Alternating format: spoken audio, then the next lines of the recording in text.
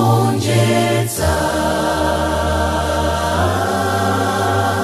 Yesu. Mene kwa chachonchi alipo wina amene wadzuka koma usiku wonse sanagone kukhalira kulira chifukwa cha mavuto amene akumana nawo. Koma m'bale wanga mawa uno ndifuna ndikulimbikitse kuchokera pa mawu amene kuchokera pa Masalimo 34:18 pamene akufotokoza kunena kuti Yehova ali pafupi ndiwo amtima osweka, apulumutsa iwo amzimu olapadi. Tikukhala moyo umene zovuta ndi zambiri, mtima umene umalemedwa umakhala ozazidwa ndi nkhawa, simupezeka chiyembekezo china chilichonse. Koma tazindikirani salimo ili likutitsimikizira kunena kuti Yehova ali pafupi ndiwo osweka mtima. Pamene iniyo mukumva kunena kuti mwakanidwa choncho, pamene mwakhalira kulira usiku wonse, kulira kukhoza kukhala usiku wonse koma chimwemwe chidzama mmawa. Motero Mzimu wa Mulungu wayika mawu amenewa mkati mwanga ndikuti ndigawane nanu, ndilimbikitsane nanu kunena kuti musataye mtima. Yehova ali pafupi ndinu ndipo iyeyo ndokonzeka kukupulumutsani inu amene mtima wanu uli wosweka. Mulungu wathu samangokhala nafe chabe pamene ife takhudzika kungoti kuta pamene timakhalira kuti mwina tikatayo kondedwa athu kapena mwina tikakhumudwitsidwa, mwina wachikondi watikhumudwitsa wayenda makhalidwe osakhulupirika, timafika pogwetsedwa mphayi. Abwenzi amatha kubwera kutizungulira kungokhala nafe pachisonicho, komano satha kumvetsetsa zimene mkati mwathu tikumva. Komatu Yehova amene tikukambirana mawu unoyi ndionena kuti amafunanso achizenso mtima wathu, ndikunena kuti tiyanjane naye, tikhale otsitsimuka, tichiritsidwe. Pa Masalimo 147:3 akutifotokozera kunena kuti achiritsa osweka mtima namanga mabala awo. Ndikudziwa tu mawu awa mwina sangathe kufikira ndi kuchiza nkhawa imene muli nayo, koma ndifuna ndikutsimikizireni kunena kuti Mulungu mawu unowu akonzeka kunena kuti achize mtima wanu, amange mabala anu ndikuti apoletsedwe, akupaseninso ndi chiyambi chatsopano. Tamuloleni inu Yesu mawu kunena kuti achize mtima wanu. Ndipakuwerengatu mawu ake, ndipakulingalira mawu ake pamene ife timapeza chiyembekezo choyang'anira kunena kuti zinthu ziyenda, zinthu zikonzeka.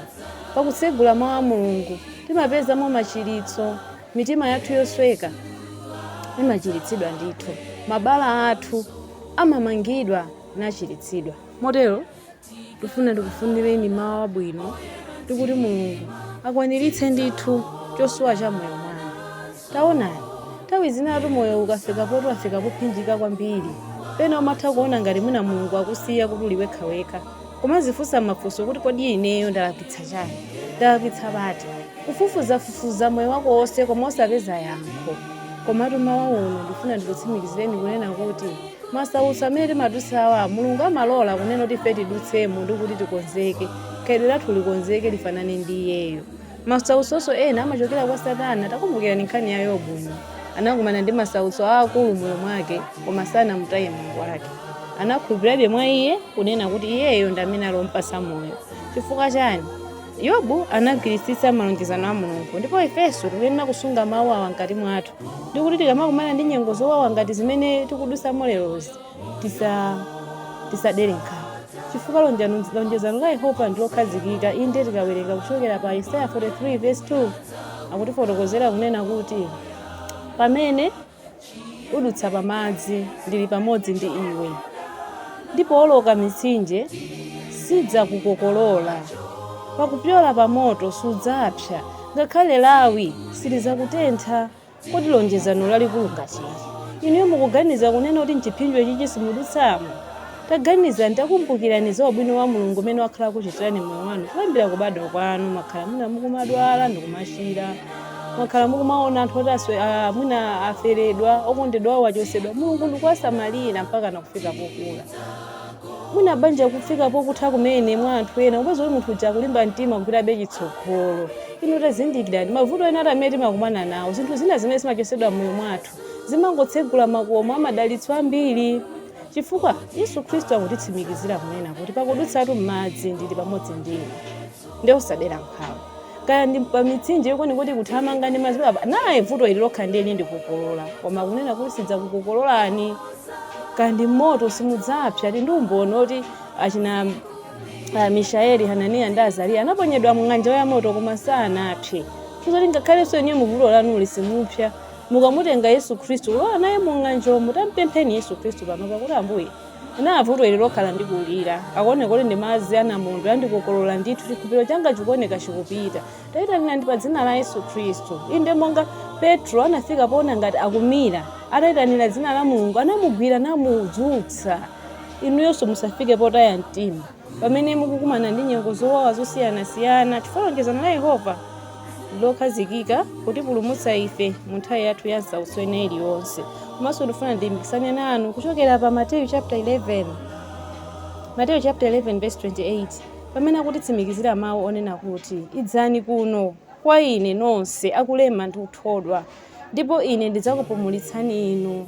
Pamene mtima walemedwa ndithu ndi mavuto uli ndi mafunso amene akusowa mayankho, Yesu Khristu akuti idzani kwa ine. Kodi inu Yesu mutsegula mtima wanu kuti iye alowemo? Chifukwa Yesu akalowa mkati mwanu akuwasani mtendere. Mukamaliza kumvera audio iyi mutenge Bible lanu muwerenge mutsegule mapesi atchulawa mulingalire mupemphere ndikutsimikizirani mukamadzuka pamene mukhambuta puputa misonzi yanu. Mawu a Mulungu awa amachiritsa, amamanga mabala athu. Mtima wosweka umachizidwa. Akutiuza kunena kuti tisenze goli lake ndipo tiphunzirani kwa ine chifukwa ine ndili wofatsa ndi wodzichepetsa mtima, ndipo mudzapeza mpumulo wa miyoyo yanu. Kusowa mtendere pakhomo palibe mtendere wina uliwonse, komatu mtendere ndifuna ndikutsimikizireni mwa Yesu Khristu. Ndi Yesu Khristu yekha amene atipatsa ife chigonjetso ndi chipulumutso. Cholinga chogawana lingaliro ili ndonena kuti tisataye mtima pamene tikukumana ndi nyengo zowawa zosiyanasiyana, koma pakupembedzera ndi chiyamiko tidzagonjetsa.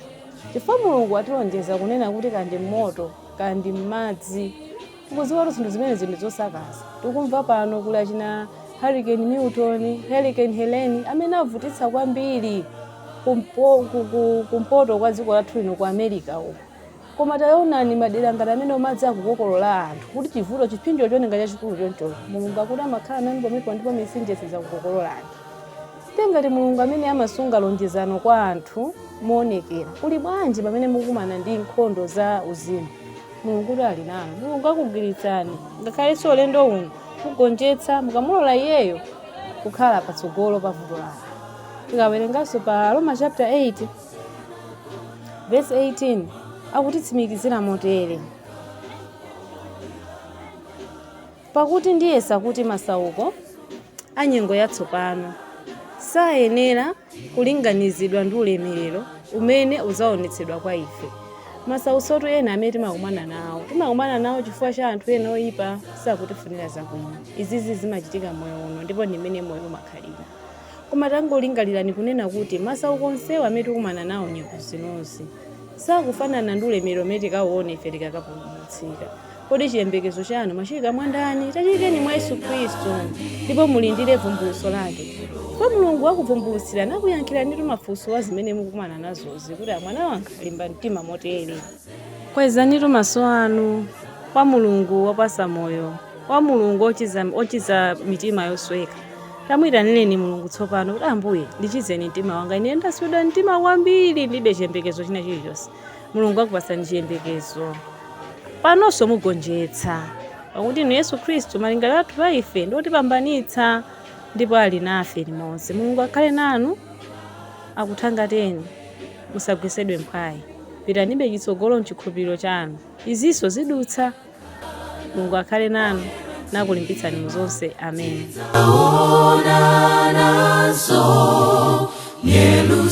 Yerusalemu watsopano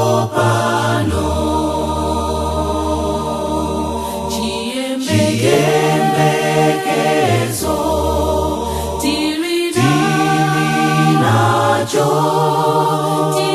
tikudikira kubwera kwa Yesu. Analonjeza adzatitenga mtima usavutike, kulimpoto moyo sata onselokona mwambuya dzauka poyamba. Chiyembekezo chodala